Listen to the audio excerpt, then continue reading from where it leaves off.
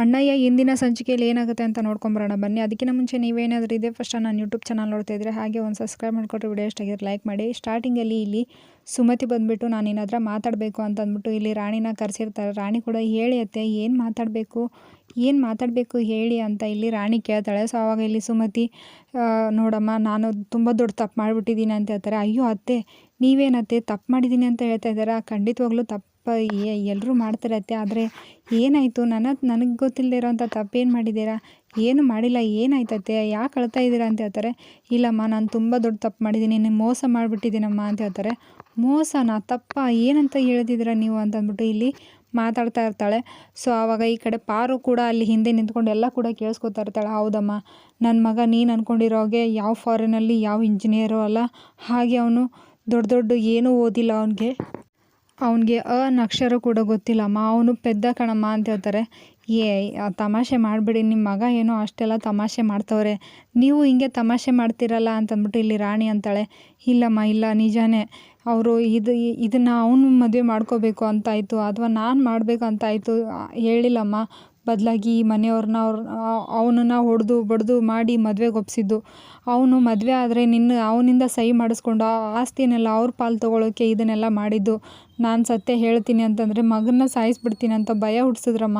ನನಗೇನು ಮಾಡಬೇಕು ಅಂತ ಗೊತ್ತಾಗಿಲ್ಲಮ್ಮ ತಾಯಿ, ಆದರೆ ದಯವಿಟ್ಟು ನನ್ನ ಕ್ಷಮಿಸ್ಬಿಡು ಅಂತಂದ್ಬಿಟ್ಟು ಇಲ್ಲಿ ಸುಮತಿ ಕಾಲಿಗೆ ಬೀಳ್ತಾಳೆ. ಆದರೆ ನೋಡು ನಿನಗೆ ಅನ್ಯಾಯ ಆಗದೆ ಇರೋ ಥರ ನೋಡ್ಕೋತೀನಿ, ನಿನ್ನನ್ನು ನಾನು ನೋಡ್ಕೋತೀನಿ ತಾಯಿ, ಆದರೆ ದಯವಿಟ್ಟು ನನ್ನ ಕ್ಷಮಿಸ್ಬಿಡಮ್ಮ. ಮದುವೆಗಿನ ಮುಂಚೆನೇ ನಿನಗೆ ಇದನ್ನು ಎಷ್ಟೋ ಸಲ ಹೇಳಬೇಕು ಅಂತ ಅಂದ್ಕೊಂಡೆ, ಅಷ್ಟೇ ಅಲ್ಲ ನಿಮ್ಮ ಮನೆಗೆ ಬಂದಾಗ ಅವತ್ತು ಹೇಳಬೇಕು ಅಂತ ಅಂದ್ಕೊಂಡೆ, ಅವತ್ತು ಕೂಡ ಅವರು ನನ್ನನ್ನು ಹೆದರಿಸ್ಬಿಟ್ರು ಅಂತ ಹೇಳ್ತಾರೆ.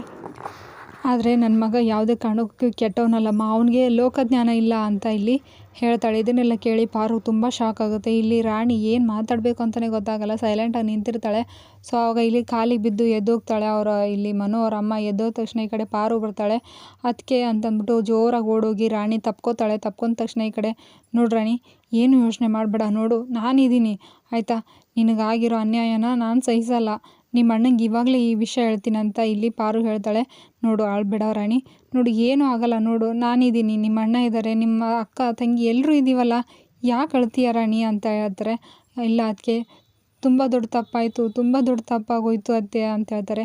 ನೋಡು ಯಾವ ತಪ್ಪು ಆಗಿಲ್ಲ, ಎಲ್ಲ ಸರಿಯಾಗುತ್ತೆ, ಎಲ್ಲ ನಾನು ಸರಿ ಮಾಡ್ತೀನಿ, ನಿಮ್ಮ ಅಣ್ಣ ಸರಿ ಮಾಡ್ತಾರೆ, ಯೋಚನೆ ಮಾಡಬೇಡ ರಾಣಿ, ಪ್ಲೀಸ್ ರಾಣಿ ಅಳಬೇಡ ಕಣೆ ಅಂತಂದ್ಬಿಟ್ಟು ಇಲ್ಲಿ ಪಾರು ಎಷ್ಟೇ ಬೇಡ್ಕೊಂಡ್ರು ಕೂಡ ಇಲ್ಲಿ ರಾಣಿ ಸಮಾಧಾನ ಆಗ್ತಾನೆ ಇರಲ್ಲ, ಅಳ್ತಾನೆ ಇರ್ತಾಳೆ.